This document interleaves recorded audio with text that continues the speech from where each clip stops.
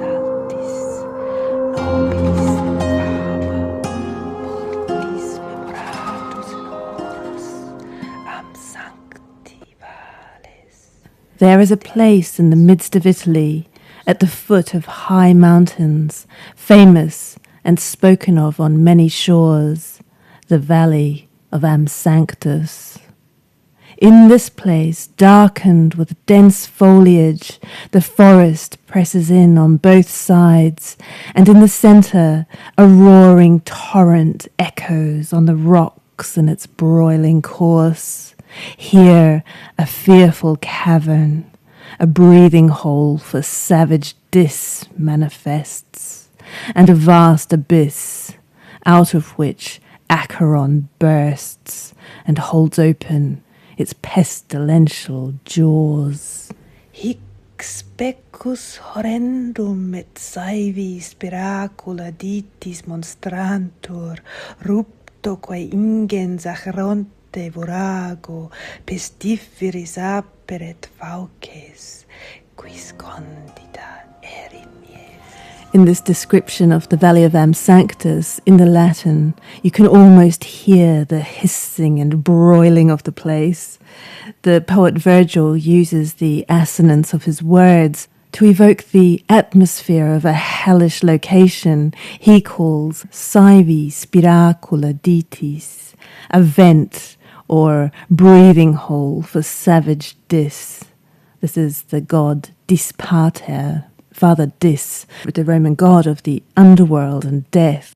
So here in this dark valley, we are to imagine the fumes of the underworld breathing up into the world above, our world. This point about the bubbling up of the realm below is underscored by the idea of the Acheron, the underworld river of woe, also bursting forth here, and again the idea of its pestiferous, pestilential jaws gaping open into this valley signifies a breathing into this world of the stifling exhalations of Hades. Virgil uses the description of this fetid place to signal a turning point in his epic poem, the Aeneid, which is now moving out of the previous phase of the hero's wanderings in the search of the Roman promised land into a phase of war and brutal conflict within it.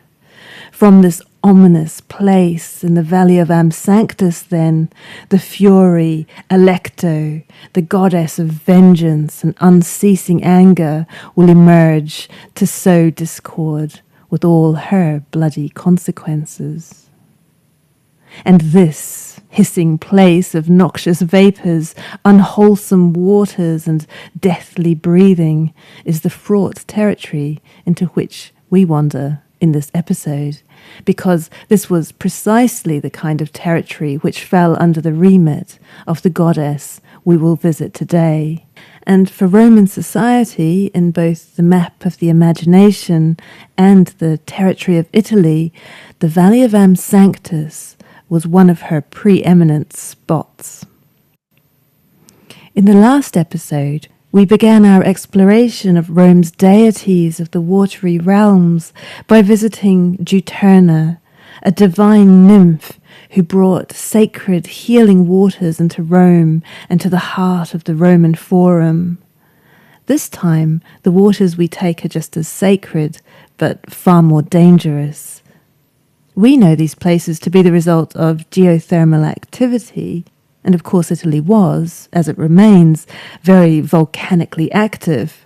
And so the steam and gases, bubbling mud and boiling ponds and pools weren't hypothetical mythological concepts or tall tales relayed from distant lands, but real places, nearby, with temples and sanctuaries you could visit and strange phenomena you could witness and smell for yourself. So let us pay our visit now. Take a deep breath, fill your lungs with fresh air, and steady your resolve. We are entering the eerie, sulphurous domain of a goddess who intoxicates. gasp, and let us enter the realm of Mefitis.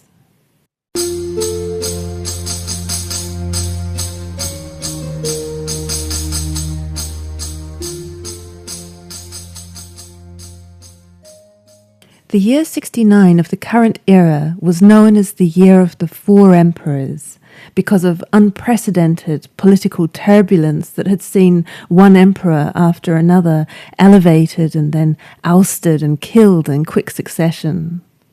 In October of that chaotic year, the city of Cremona in northern Italy got caught up in the middle of these clashing, opposing forces.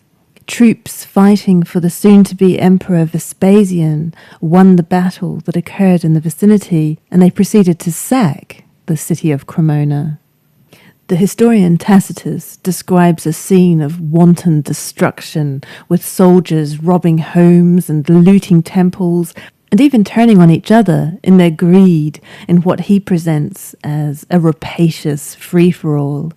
He writes, "While some carried off masses of gold or coin donated to the temples, they were hacked at by others who were stronger. Those who scorned the obvious flogged and tortured the owners of hidden wealth to find and uncover their treasure. The firebrands in their hands, once the prize was assured, they threw them wantonly into the unoccupied houses and empty sanctuaries. For in this army, composed of citizens, allies, and foreigners, there was such a variety of languages and manners, with diverse forms of lust and greed, that everything seemed right to someone, and nothing was unlawful. 4 days sufficed to destroy Cremona."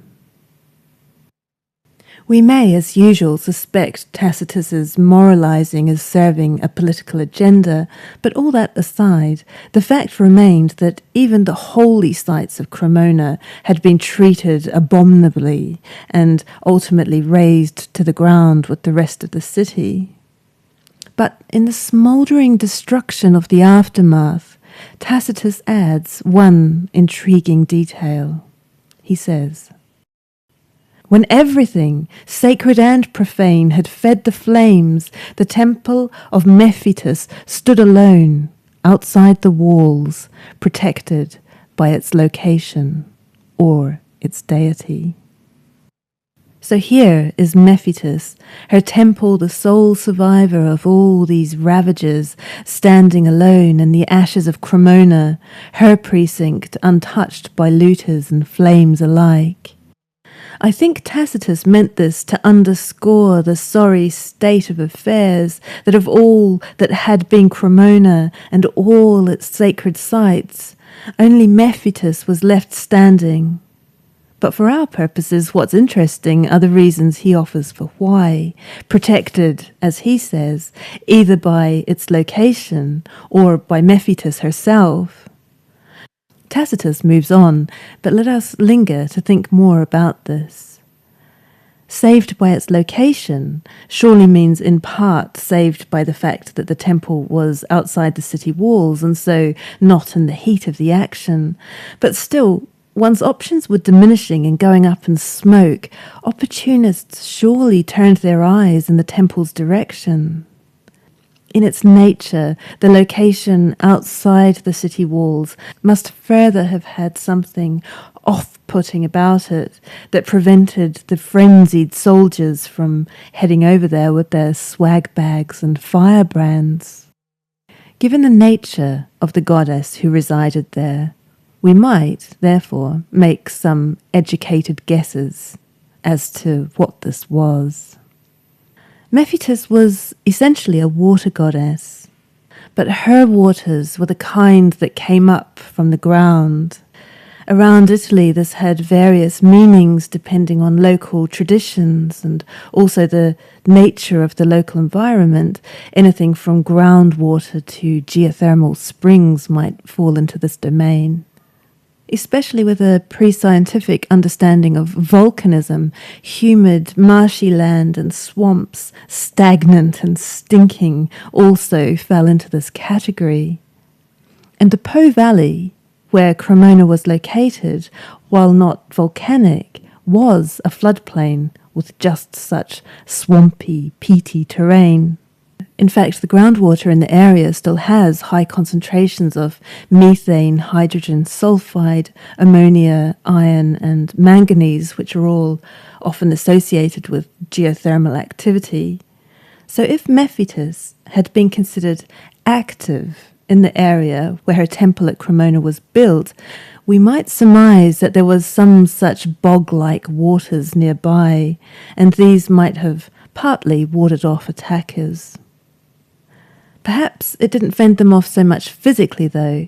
After all, people presumably visited the temple normally to pay their regards, but psychologically, a wafting stench across a swamp might well have made rampaging soldiers think twice, because if the foreboding atmosphere of Mefitis hung over this place, this would be compounded by the ominous connotations of the goddess herself. Her sinkholes and shortcuts to the underworld were probably not a fate worth pushing. So in that sense, too, Mefitis maybe did protect her temple, just as Tacitus said. But who was this goddess lurking in these festering backwaters? Answers vary depending on geography and local tradition, as I say, but in the various non-Roman and pre-Roman communities around the Italian peninsula, she was connected variously with fields and fertility, which isn't as baffling as it first sounds if you consider that the marshy bogs or volcanic pools through which she rose are manifestations of the soil and earth itself interacting with her waters. And just as a god may taketh away, so also she might giveth. And in fact, just like the alluvial floodplains of the Po Valley, volcanic soil is typically some of the most fertile on the planet. In addition, active geothermal mud and springs also do have medicinal properties, and ancient people were well aware of these too. Medicinal springs, as Pliny the Elder called them, with the flames of fire flickering up in so many places, unceasing for so many centuries. So it was a strange domain over which Mefitis kept watch, simultaneously fertile and noxious, healing and deadly. In Roman society, however, her more pleasant aspects, the humid earth and groundwater and springs, were eclipsed by her more festering qualities and netherworld connotations. In her Roman incarnation, she was explicitly associated with the sulphurous smells and dangerous gases we know mostly from volcanic activity, and which Romans, understandably, associated with underworld horror, such as we saw Virgil describe in the introduction. Lethal breaths, as Pliny described them. He explains these were, I quote, either emitted from chasms or due to the mere formation of the ground, in some places, he says, fatal only to birds, as in the region of Soracte near Rome, in others to all living creatures except humankind, and sometimes to humans also, as in the territory of Sinuessa and of Pozzuoli. These were both thermal towns in the region of Campania around Naples. The places called breathing holes, or by other people, the jaws of hell, ditches that exhale a deadly breath. Also, the place near the temple of Mefitis at Am Sanctus in the Hirpanian district. This is the place Virgil was describing, on entering which, Pliny says, people die. Ideas which certainly help us understand why the troops at Cremona might have left her temple well alone, as I argued. Pliny goes on to describe such deadly breathing holes further afield. He mentions the famous one in Hierapolis, which is still there in the fabulous ruined city above Pamukkale in modern-day Turkey. Pliny said this one was harmless only to the priest of the Great Mother. And he also notes the prophetic caves, those intoxicated by whose exhalations foretell the future, as at the very famous oracle at Delphi. In these matters, Pliny concludes, what other explanation could any mortal man adduce except that they are caused by the divine power of that nature which is diffused throughout the universe, repeatedly bursting out in various ways? I absolutely love Pliny the Elder. He's one of my all-time favourite Roman writers. I always appreciate his curiosity and wonder. This time, though, I was struck by the irony and sadness when reading his thoughts and musings on these lethal breaths from volcanic activity, as these would ultimately be the very things that killed him.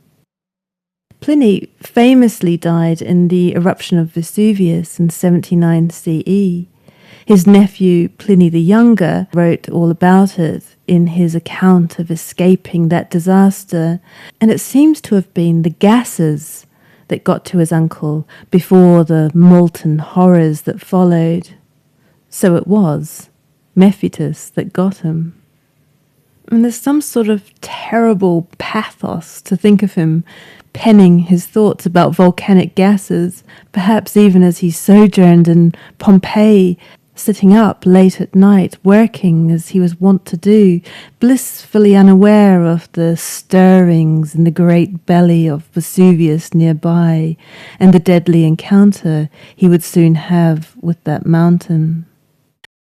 Vesuvius is, of course, what most readily springs to mind when we think of the ancient world and volcanism, but as you've just heard Pliny recount, for the inhabitants of the Italic Peninsula, volcanoes for the most part are like mountains until they blow. In the day-to-day and the year-to-year of centuries, it was the bubbling waters and fumes that people mostly noticed, contended with, and attended to. And they did so by attending to Mefitis, whose fraught and strange domain this was.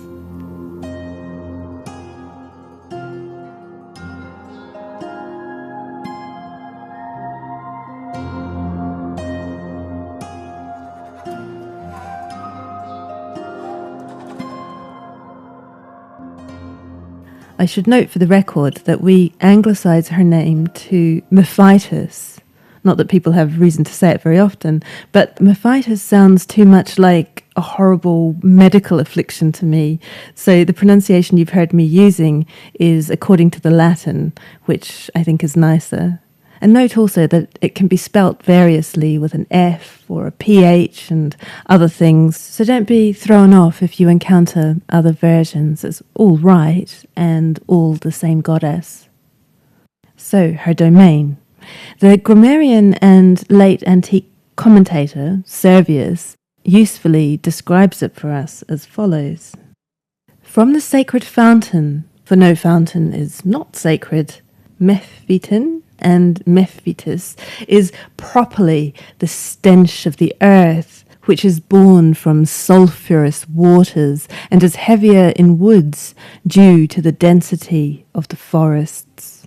He then goes on to try and connect Mefitis as a goddess to various other deities, which has kept classicists both busy and confused for a long time. But all we need to focus on here is his conclusion. We know that stench is not born except from the corruption of the air. Just as good odour comes from uncorrupted air, so Mefitis is the goddess of the heaviest odour, that is, of foul smell. Servius thus gives us the most characteristic aspect of Mefitis in her Roman incarnation as the one most offensive to the senses, her stench. She's therefore one of those deities that comes up sometimes in the kinds of one-dimensional modern commentaries that like to approach Roman history with a general attitude of sarcasm and ridicule by mocking the idea that a people would ever worship a goddess of bad smells. By now, though, you can already see what a trivialization and shallow simplification this is. Her sulphurous vapours were gasps into this world of something beyond the mortal realm. It was a stench charged with the divine and one which threatened death. So the satirist Perseus could speak of the mephitic breath of a sick person. And the goddess still lingers in the English adjective mephitic, which the Cambridge Dictionary describes simply as smelling very bad, but it gives telling examples such as mephitic swamps and mephitic fumes. Indeed, Servius himself meant nothing demeaning in describing her as a goddess of foul smells. Elsewhere, he describes her sanctuary at Amsanctus, where the jaws of hell gape open, as the most ancient and venerable site of her worship. He says the Roman geographers called this place the Umbilicus Italiae, that's the centre of Italy, which places an extraordinary significance on this pre-Roman site and its goddess. Originally, Amsanctus was part of the Samnite territory, and originally this was a Samnite sanctuary. Umbilicus, just as it sounds, means both centre and belly button, and this sense of an earthly navel has a very strong resonance here as a subterranean cosmic centre, a liminal place offering communication and passage between realms. And due to her lingering between worlds in this way, Mefitis was a distinctly liminal deity. Some scholars see this in the etymology of her very name, tracing her name back via various roots, including Proto-Indo-European, to something along the lines of she who lurks in the middle. But to be honest, it's all very spurious. Other scholars see in it a phrase meaning that which burns within, or even something like sweet like honey has been suggested. So I think it's safe to say we really have no idea where her name came from or what it means. And we don't know much about her cult or the specifics of her worship either, but the archaeology shows evidence of her worship, at least, as early as the 6th or 7th centuries BCE, continuing right through into the High Empire. And we know that she had a grove on the Esquiline Hill in Rome. And this is an interesting location because if you watched episode 21, when we visited Libitina, the goddess of undertakers, you might recall that for a long period, parts of this hill were deeply unsanitary due to open graves and the illegal dumping of corpses. So we can only imagine the assault to the nose that must have been. A grove to the goddess of foul smells would be well placed in such a vicinity. Nearby there was an altar to Febris, the goddess of fevers, keeping Mefitis as the pestilential breath of a sick person in good company. There was also a nearby altar to Mala Fortuna, bad luck or ill fortune. So altogether this paints quite the sensory picture of the neighbourhood as a reeking, feverish, deathly and unlucky place. It seems somewhere indeed Mefitis might well have been felt to be emanating. We also know that in her sanctuary in the valley of Amsanctus, the sulphurous fumes emitted were known to be deadly, and this led to Mefitis receiving her sacrifices there in a highly irregular and ghastly manner. Whereas unsuspecting sacrificial animals were normally led to the altar and killed by experienced priests/butchers, the animals offered to Mefitis were led into her dangerous waters and left there for the goddess to take by herself in her own time with her noxious gases. In this way, Servius explains, the goddess was thought to directly accept the sacrifices through her waters. On a happier note, the peculiar nature of her volcanic abodes have turned out some interesting archaeology. Excavations of sites dedicated to her worship have turned out lots of inscriptions and some evocative cult objects and votive offerings, most notably 13 wooden figurine offerings from Amsanctus itself, which are rare survivals, miraculously preserved despite being wooden, due to the very conditions Mefitis creates, namely waterlogged and anaerobic, that's oxygen-free mud, which inhibited decay across the millennia. We believe that these are zoana, meaning wooden cult statues that are either aniconic or highly stylized human forms, such as these ones are. We read about them, but it's so rare and so special to have the chance to see them like this. These are truly faces that stare out at us so intriguingly, but so inscrutably from the mists, or should I say noxious vapors, of history.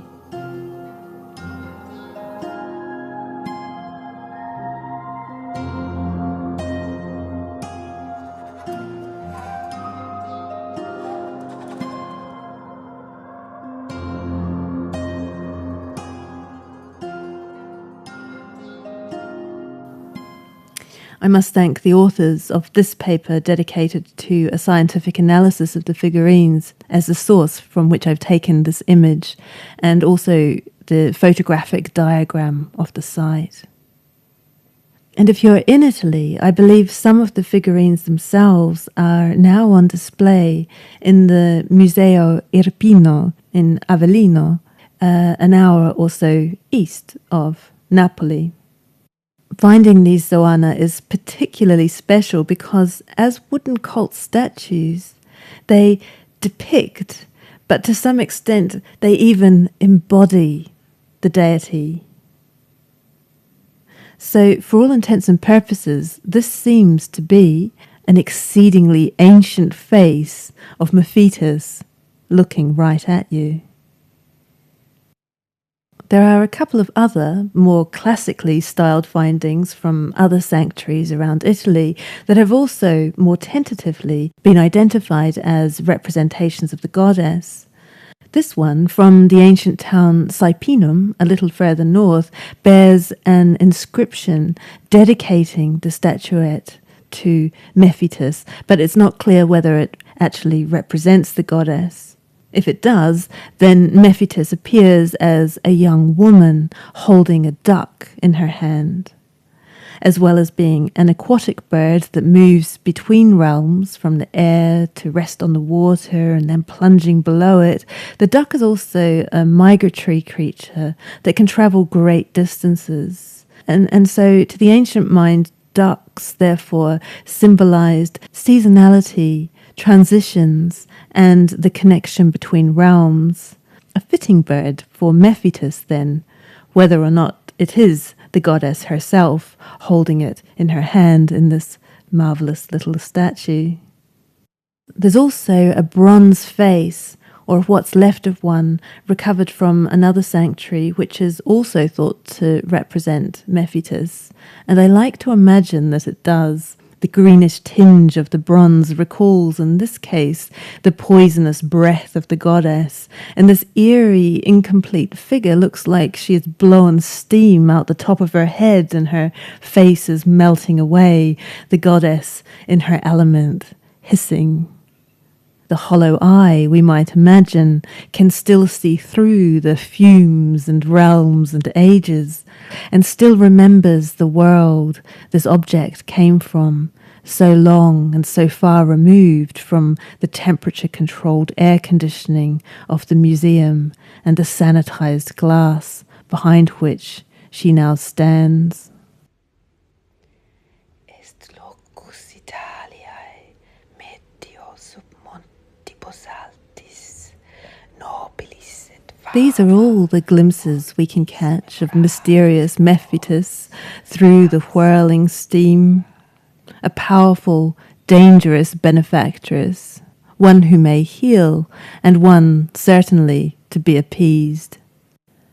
And so we reach the end of our visitation upon the goddess, but as you come up for fresh air, you may, if you happen to be near her old stomping grounds around Campania, sample one unexpected remnant of her legacy in the region. If you find yourself peckish and in need of something tasty and nourishing after all these deadly fumes, look out for a rare pecorino, which is a speciality cheese of the region, the pecorino di Carmaschiano. It's famous for its distinctive pungency. It's made from the unpasteurized milk of a particular broad-tailed sheep, and its intense, full-bodied smell and its mineral richness are due to the fact that the sheep which provide the milk from which it is made all graze around the sulphur springs of Ansanto. This lends the cheese a powerful, tangy, we might say mephitic aroma. So Mefitis took the sacrificial animals away, but now she feeds them for the connoisseurs and gastronomes. And so may the goddess look kindly upon you and extend her benefactions to your fields, fertility and health, yes, but may she also cross your palate with another bounty, and from her unlikely volcanic pastures bring you the great blessing of cheese.